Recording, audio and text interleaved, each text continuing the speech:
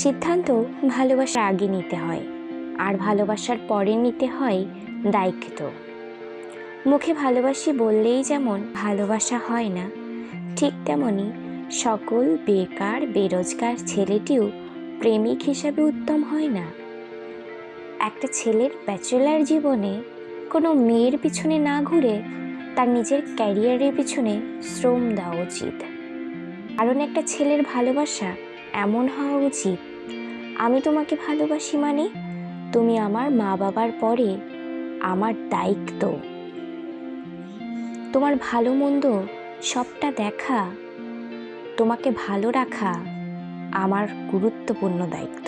আসলে মেয়েরা জীবন সঙ্গিনী হিসাবে প্রেমিক পুরুষ নয়, একজন দায়িত্ববান পুরুষকে পাশে চাই।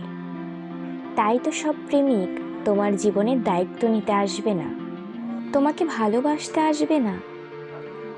পৃথিবীতে যেমন সকল পুরুষ এক না, তেমনি একজন আদর্শবান পুরুষ ছাড়া, তোমার বাবার পরে সেই পুরুষটি ছাড়া অন্য যে কোনো পুরুষ তোমার দায়িত্ব নিতে পারবে না।